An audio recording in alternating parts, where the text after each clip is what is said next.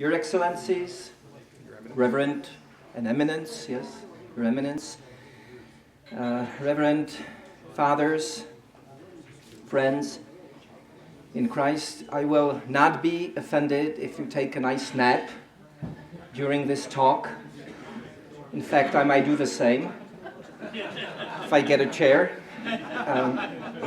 Because it's, after to speak after such a good lunch, it's quite a task. In my first presentation on previous Friday, I have been talking about the diabolical aspects of the modern mentality, the spirit of enlightenment, the modern revolution and its challenges to Catholics around the globe. Today, I want to focus on one particular aspect of that revolution, which has to do with human sexuality and family, namely the population control.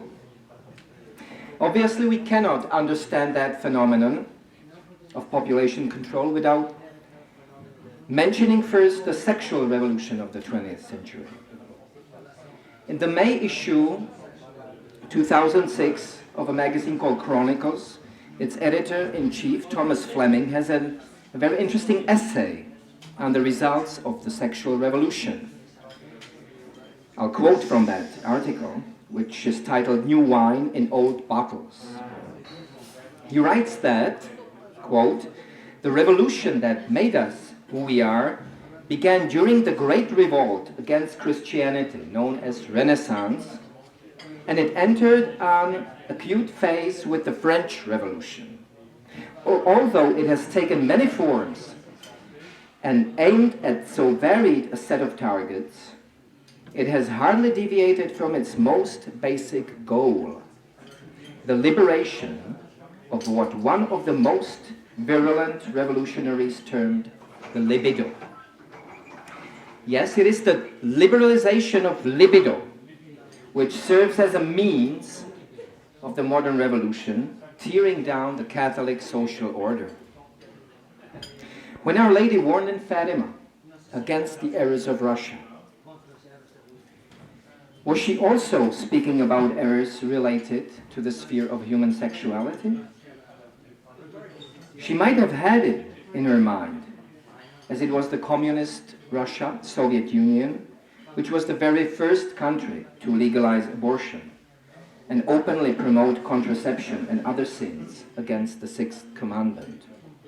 The first few years of the Bolshevik Revolution, we have seen a frontal assault on the senses, unleashing a truly libertine spirit, which is in the line of the thought of one of the founders of Marxism, the friend and colleague of Marx himself, Friedrich Engels, who devoted a whole book on the necessity of destroying the family as the cornerstone of Christendom and civilization, was calling for the liberation of women from the yoke of the family, from the tyranny of man. And many later revolutionaries just didn't do anything else than just furthered Engels' thought and accustomed to it just for the modern times. But the West, under the influence of Enlightenment ideas, the liberalism, had also brought about a great assault on family, on Christian moral teaching, through the legalization of divorce and contraception, which was later eased by the separation of state from the church. And today, we are witnessing a worldwide dissemination of this particular error of Russia and very little opposition to it. But is the liberalization of the libido only a natural fruit of hedonistic ethics, or is there something even more sinister about it? Obviously, hedonism is a part of that picture, because it's a natural product of a rejection of metaphysics in the ethical thought. When human behavior is not regulated by objective moral norms that can be discovered and known by human beings, then it will be the senses that will take over the reason and will dominate them. Hedonistic ethics is one of the many poison fruits of enlightenment. With its perverted notion of freedom, freedom in the sense of license, which is a right to do whatever you want to do. Sexual liberation didn't start in the 1960s. The decade only represents the climax of forces unleashed many decades before.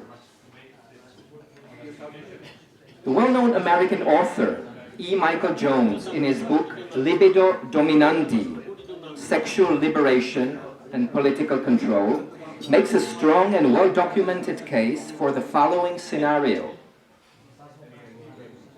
The liberalization of human sexuality during and after the breakdown of Christendom is a conscious and orchestrated act on the part of those who want to use it as a means to control the masses. The materialistic philosophy of modernity gave birth to the naked will, emancipated from the transcendentally founded moral norms. But materialism cannot inspire, and the problem of how to control man and direct society in the absence of traditional moral restraints remained. Libido Dominandi is in large part an exposure of the intellectual dishonesty of modernity, beginning with the idea that sexual liberation means freedom. On the contrary, sexual liberation has meant and continues to mean an enormous increase in the power of government, ruled by moneyed elites, an ever-increasing escalation of subliminal control. There are only two options, Jones writes.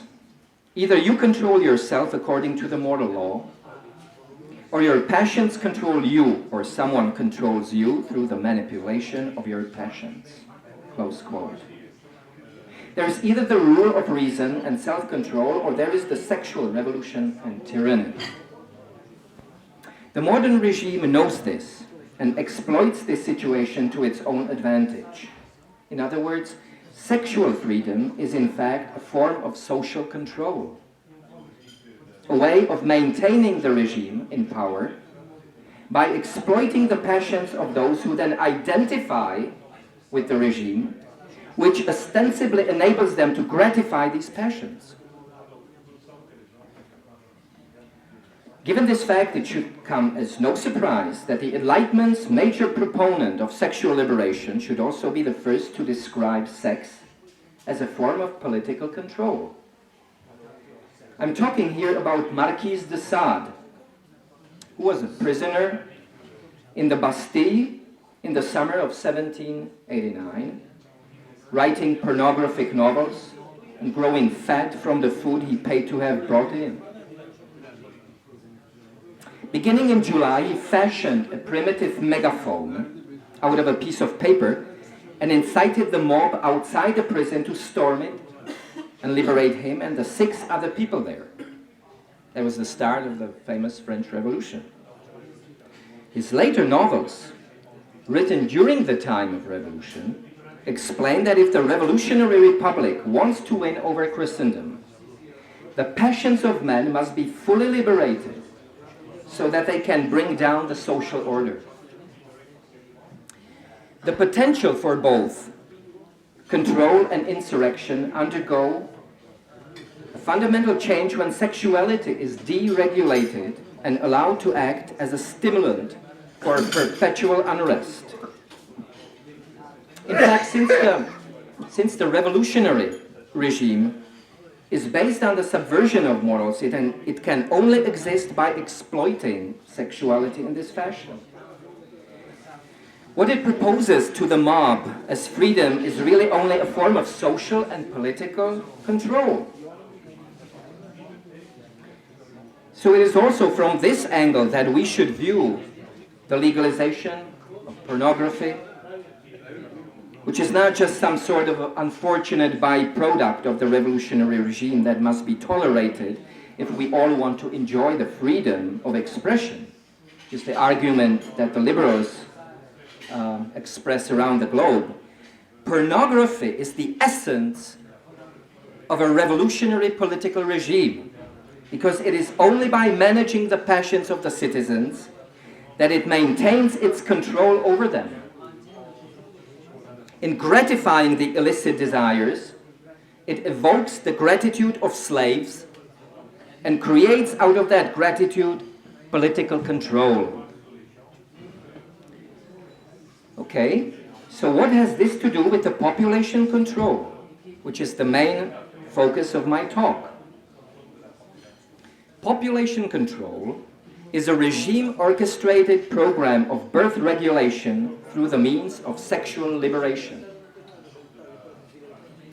The control of the number of births is only possible when you disrupt and pervert the end of human sexuality, which is procreation, make the passions the king over one's body and soul. Population control is thus the sine qua non of the New World Order, about which Cornelia Ferreira spoke yesterday. This is a quotation from a New Age luminary, Marilyn Ferguson. For the first time in history, Ferguson says, humanity has access to the control panel of change, to the understanding of the manner in which transformations are produced. The paradigm of the Aquarian conspiracy conceives humanity as rooted in nature and encourages the autonomous individual in a society by considering us as stewards of all our resources, interior and exterior. It sees us as heirs of evolution's riches, capable of imagination, invention, and experiences which we have but still only glimpsed, close quote. Change, novelty, transformation, evolution. We all know these terms as the code words of our modern regime. Based on the dogmas of modern philosophy, there is no fixed human nature. There is nothing that defines humanity and the purpose of human life independently of time, culture, local customs. Human life, man, is just one element in the pantheistic continuum of the evolutionary process. This is the ideological source of the culture of death. Abortion, contraception, embryo experimentation, in vitro fertilization, but also about phenomena like gender policing, feminism, or unisex clothing, and of course of eugenically inspired population control. Since its creation in 1945, when it replaced the Vatican as an international arbitrator of influence, the United Nations has become the seat of a future one-world government. And the sine qua non of this world collectivist state is total control of the world's people. It is thus no mere coincidence that within 1 month of the establishment of the UN's Economic and Social Council in the spring of 1945, the United Nations established a population commission to collect demographic data and to study demographic relationships to economic and social factors. Powerful New Age influences were seeded into all the UN specialized and interconnected UN agencies, including the International Labour Organization, the Food and Agriculture Organization, UNESCO, World Health Organization, UNICEF, the World Bank. All of them are institutional subscribers to the ideology of overpopulation. This new paradigm is not at all restricted to these supranational organizations. They dominate the power centers of many nation states as well. They work shoulder to shoulder in making this new paradigm the political and legal framework of the whole world. The reason they enforce programs of population control, conditioning humanitarian and development aid to poorer countries, is not only to curb the numbers of the less affluent or allegedly backward. The eugenic programs of population control were from the very beginning inspired by overt racism, but mainly as a means of political and social control. The powers are aware of the fact that population growth is an asset, after all, not a liability, and they feel threatened, both politically and militarily, because of the growing confrontation between the affluent but dying West and the so-called underdeveloped countries with much higher birth rate.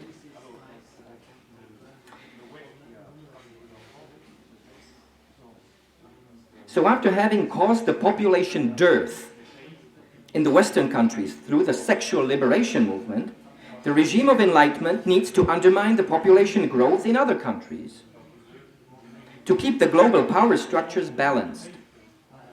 It is out of the fear that those nations or cultures that do not follow the ideological plan of enlightenment might overpopulate the nations that succumb to the Darwinian mentality that the idea of population control was born.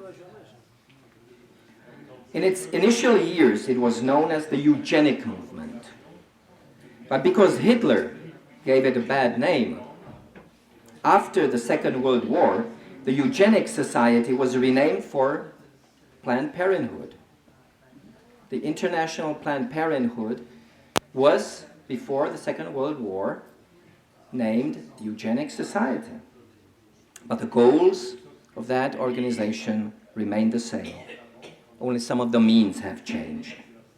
The same people that supported and financed the eugenics program captured the means of communication and started to portray demographic control as concern for health and freedom. To what degree, we should ask ourselves, are the Catholics, the contemporary Catholics, seduced by this false and dangerous call to curb the demographic growth? As we all know, the Church always fought against this Manichaean distaste of procreation, calling unto Catholics to be generous in giving life to new human beings. As Pius XII stated in his address in 1958, quote, "Wherever you find large families in great numbers, they point to the physical and moral health of a Christian people, a living faith in God, and trust in His providence, the fruitful and joyful holiness of Catholic marriage." Close quote. Large family was a synonym of a Catholic family during the pontificate of Pius XII, but much earlier. But the 1960s brought about a change. The social upheaval represented by the sexual revolution was so pervasive that even the Catholic Church got tainted with it. Even though the famous encyclical of Paul VI, Humanae Vitae, issued in 1968, did retain the traditional teaching against artificial contraception, this encyclical is concerned about population growth and takes that problem very seriously. That's why the subtitle of this encyclical is about the regulation of birth. Not about large families or being open to life, but about regulation of birth.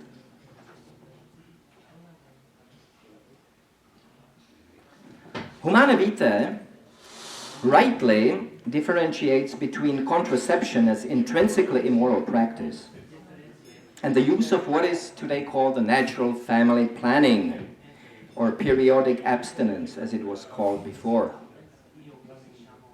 But the promotion of natural family planning, NFP, in the more conservative Catholic circles, I mean the liberals, they use contraception anyway, they are not interested in NFP. But among the conservative Catholics, sometimes, or perhaps most of the times, are dangerously flawed. Married or engaged couples are often taught the legitimacy and techniques of how to avoid birth, but without little or no mention that this practice is licit only if there are just and grave reasons for limiting the conjugal acts of a married couple to the infertile period. Very often, such couples are not being told by the pastors or NFP teachers that the sacred scripture and the church's teachings see in large families a sign of God's blessing and the parents' generosity. Still less frequently are they taught that, according to the magisterium, merely temporal or worldly considerations are in themselves inadequate criteria for deciding when NFP can be justified. Thus, it frequently happens that the contraceptive mentality prevailing in our modern societies penetrate the NFP courses to the spiritual disadvantage of the Catholic couples. As a proof to what I'm saying, just look into any of the NFP publication that's being used in the English or the Czech-speaking world. I have to admit that the former is a bit larger than the latter, so I assume that you would rather search in the English literature, but both in the English and Czech you will find, and in most cases, somewhere already on the first pages of the book, an assurance that NFP is at least as effective as the use of artificial contraception for the regulation of birth. Okay, so that's the starting motivation of how to get the people, the Catholics, interested on how to limit the number, how to space the children, through the comparison with the artificial contraception.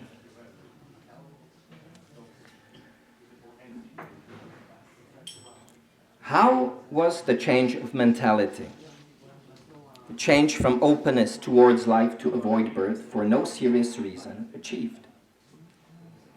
Well, we have to understand that it was the Catholic Church which was the biggest obstacle to the population control programs and their success worldwide. The Church and its teachings on procreation had to be attacked. And the most efficient way how to attack Church's teaching is through the Catholics themselves. The revolutionaries desperately needed some well-known Catholics who would work on the change of the mentality from within the Catholic structures. Behind the population eugenic project, you find names famous for what is called philanthropy. The Rockefeller family, the Ford Foundation, and a couple of other well-known financiers of the modern revolution. That you most probably know. You are aware of their existence and their work. But do you know that it was these pockets that feeded a Catholic obstetrician, Dr. John Rock, in his successful effort in manufacturing the pill? Yes, the pill is an invention of a Catholic doctor. Rock studied the function, timing, and chemical triggers for ovulation and conception.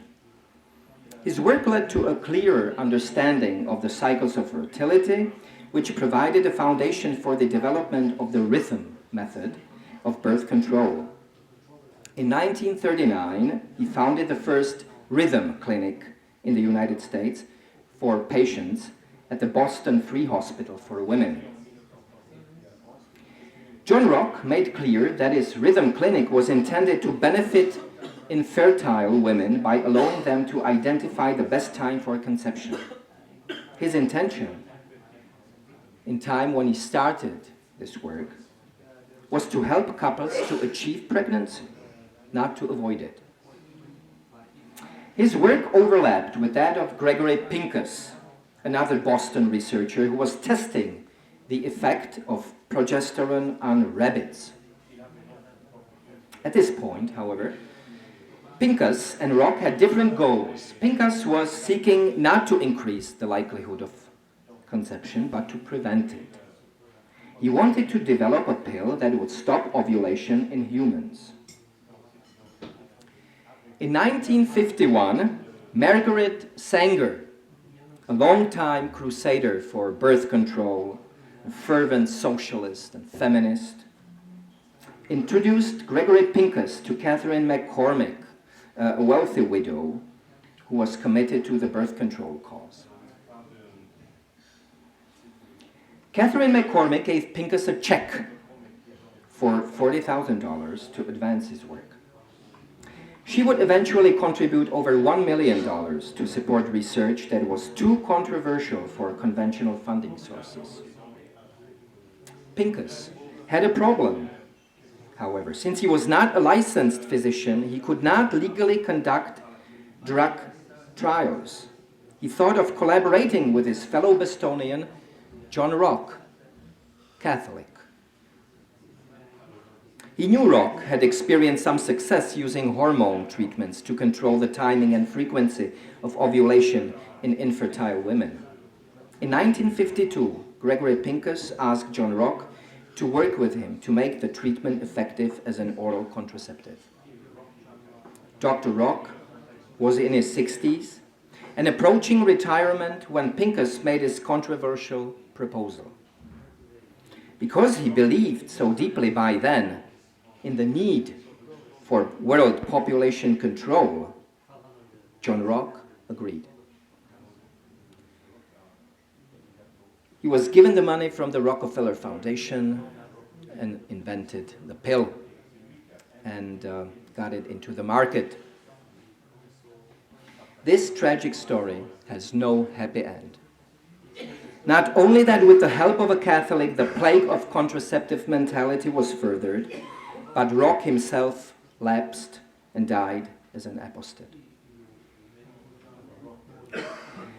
Nevertheless, his direct involvement in producing the contraceptive pill had a serious mental impact on the Catholic population. The sexual revolution of the 1960s was, we can fairly say, a demographic attack, not only against the so-called less developed countries, nations around the globe, but against Catholics as well. And it was so successful that within a decade or two, it effectively neutralized the only effective opposition to the eugenic regime, the Catholic Church. As we all know today, the population bomb scenario was false. Not only that there is no real population growth problem. What is becoming a serious problem, at least in the Western countries, is the lack of births, not their excess.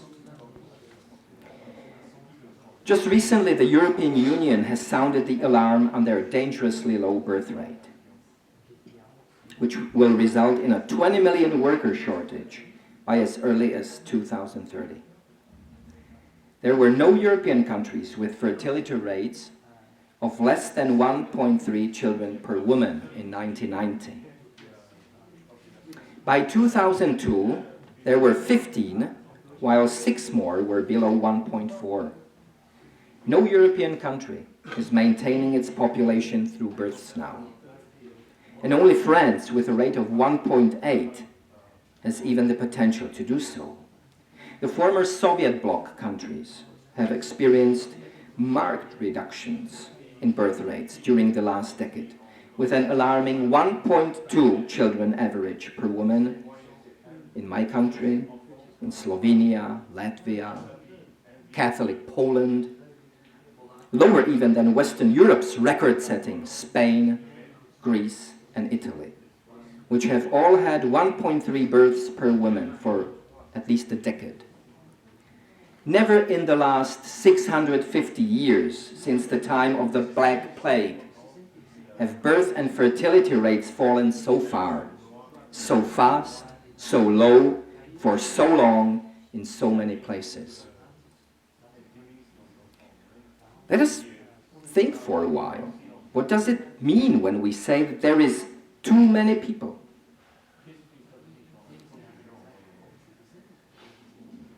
Well, that means that there is someone, a group or a whole nation, which is superfluous. They would be better if he, she, or they would not live.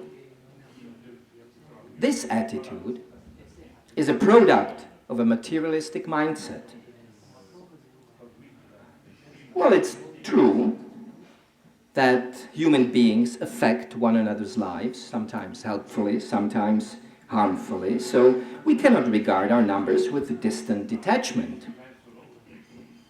Well, they matter. But what about rats? There are too many rats when they militate against the human well-being, right? Can we use that same phrase in case of people?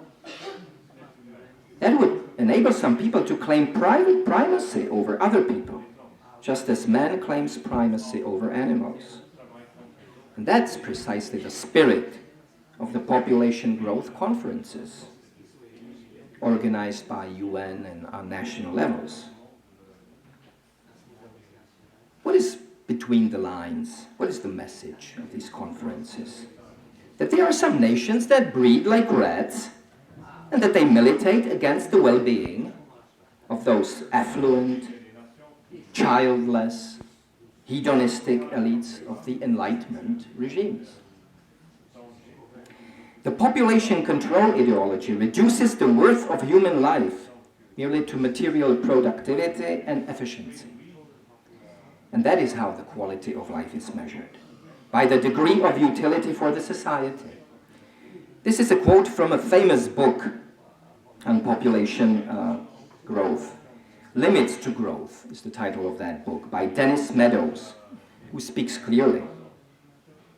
Quote, "The crux of the matter is not only whether the human race will survive, but even more whether it can survive without falling into a state of worthless existence." Close quote. We are so humanistic that instead of allowing someone to live in such a state of a worthless existence, we will do everything to prevent he ever lives. The fact that he does not exist is better for him. So nothingness is better than being in this perverted world of Manichaean modernity.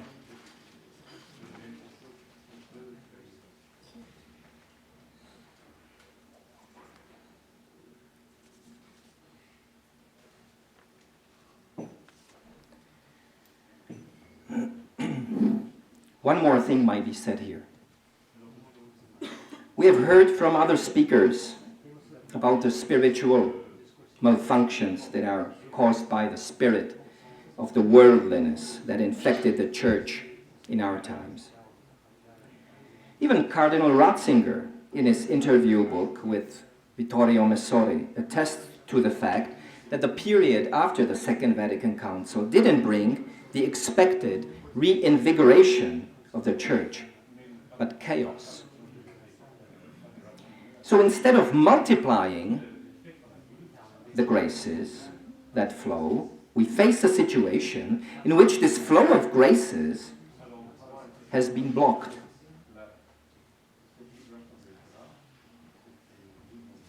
There are obstacles that are put into the flow of graces. Lack of prayer, lack of proper liturgy, and the sins against the commandments, the sixth among them.